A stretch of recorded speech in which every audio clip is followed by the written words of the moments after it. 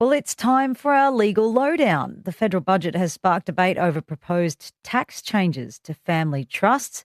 And while much of the focus has been on wealthy Australians, estate planning experts are warning the reforms could have far-reaching consequences for ordinary families who use testamentary trusts to protect children, vulnerable beneficiaries and inherited family wealth. So what exactly is changing, and does this mean Australians need to rethink the way they structure wills and their overall estate plan? To break it all down, we're joined by Attwood Marshall Lawyers Practice Director Jeff Garrett. Thank you so much for your time, Jeff. No doubt you've been very busy in the last week or so. Yes, Carla, thanks for having me. Yes, it's been a lot of anguish and hand-wringing since the budget was handed down. So been quite a lot of reading and catching up on what this looks like for our clients and generally practicing as an estate planning lawyer. All right, well, let's start at the very beginning then. Can you just tell us what is a discretionary trust and why do so many Australian families use them? Yeah, well, family trusts have been around since the Crusades, goes back that far in English laws. And they're such a good avenue, vehicle for tax planning and also for asset protection.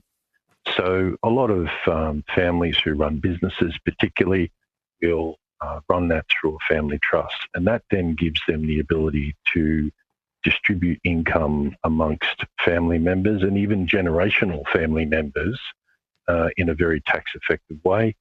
And of course, because it's in a family trust, it's not owned personally by anyone, and it is therefore protected from what I call predators and creditors. So it's historically been a very tax-effective and great way to protect family assets. The discretionary element of it is that the trustees of the trust have the say in relation to who gets the distributions or the payments from the trust. And when that's the trust provisions say that that's discretionary upon the trustees, which is quite normal, then that also gives them the ability to be able to shunt those funds to the best beneficiary in the trust. And that's the protective element of it. So if someone's going through a divorce or they have a gambling addiction or they can't handle their finances properly or they've been declared bankrupt, in all of those circumstances, the trustee can step in and say, you're not getting a distribution out of this trust. It's going to someone else. Right. And I think that's the biggest difference, I guess, between a standard family trust setup and the discretionary testamentary trust created through a will, right? Because it can be at... Well, that discretionary element is common in family trusts, happens all the time. It's also common in relation to a testamentary trust that's set up. So they're almost the same vehicles being used, except that a testamentary trust is done within the provisions of the will. And usually there will be the trustees or the executors who step in and control that testamentary trust when this is after the person dies, of course. And there's usually a discretionary element in that. And this is where it's going to get interesting because, it depends how you draft the will. Like sometimes we'll draft a testamentary trust will saying, if there's 4 kids, for instance, adult children, it's going to go, equally to them, 25%. And the trustees, while they have some discretion in relation to when they get paid or how they get paid, they are still going to get their 25% of the estate. Now, this is where it gets interesting.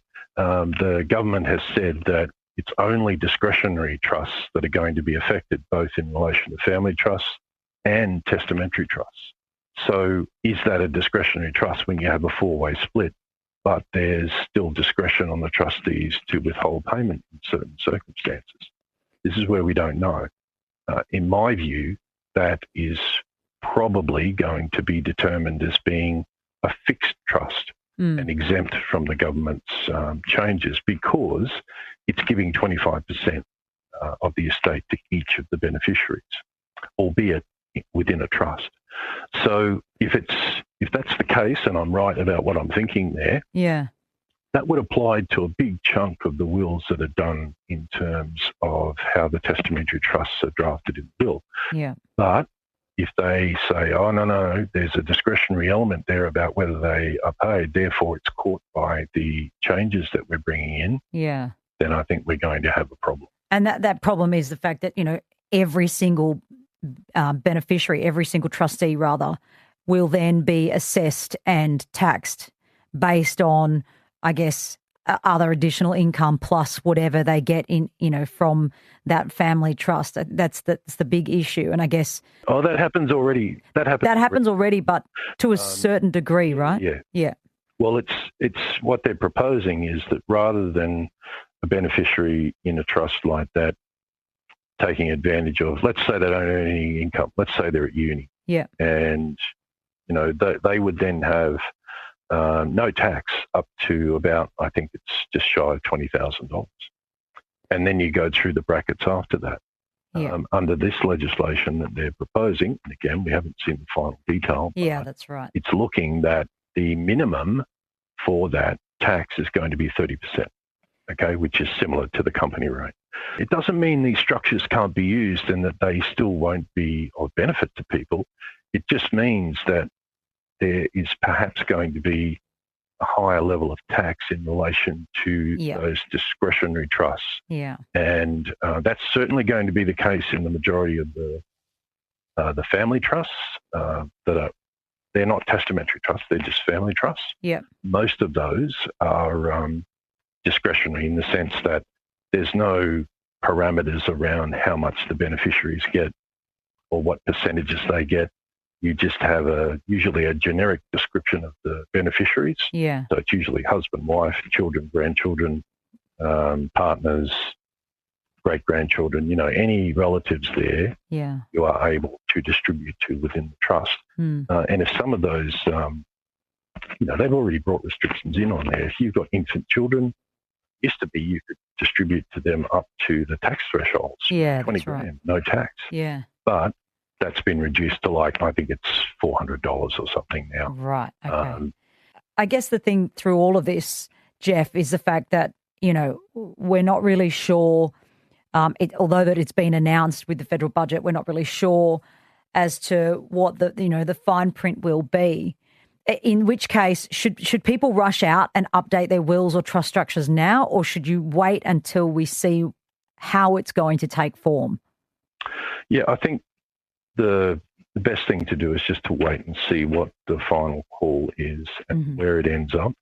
And look, it doesn't mean you can't get in touch with your lawyers and find out what type of testamentary trust you have, and it's likely that you might need to change those.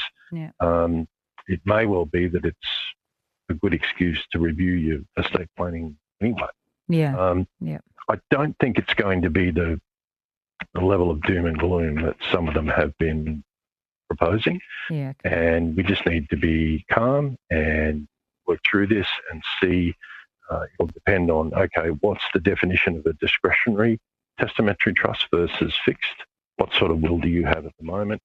And there's also the timing of this. They're saying pretty much that from budget day onwards, it's only the new trusts that are going to be affected. But the obvious question is, hang on, what about the wills that are already in place that were done years ago, and a person dies, at the end of this year or something like that? Are they going to be affected? Or does the fact that their will was done before these changes, are they exempt? We don't know the answer to those questions. Oh, I think, which is why we're so grateful that that you, Jeff, and you and your team at Attwood Marshall Lawyers come on and do the legal lowdown with us, because we get to find out this information. And, I guess it's all just a bit speculation, and there's a bit of hyperbole around what may or may not happen. Like I said, we're yet to see the fine print. I guess, and just finally, very quickly, what would be your key bit of advice for anyone out there who may want to protect their family wealth and make sure their estate plan remains effective? Is it come in and see a lawyer right now, or do we just sit on our hands and wait? What's your key piece of advice? Well, unless there's something really pressing, someone's got a life-threatening condition, they're worried about something happening urgently. Wait and see what happens. Follow it up with your lawyer, and as always, make sure that you speak to experienced estate planning lawyers who know what they're doing in this area. It's not a huge percentage of people that do their wills that elect to have testamentary trusts. Now, if I had my way, my recommendation would be that everyone has testamentary trusts, because you just don't know what circumstances your beneficiaries are going to find themselves in when the parent or grandparent actually passes away. So you can't predict that. And, they are such a fantastic tool for wills and how to protect your beneficiaries and your wealth. So I think everyone should perhaps use this as, whether it's an excuse, whatever, to review their wills and look at these issues. As always, we appreciate your expertise and your advice. Jeff Garrett, thank you so much, Practice Director of Attwood Marshall Lawyers. Thank you for joining us for the Legal Lowdown today on the Afternoons program.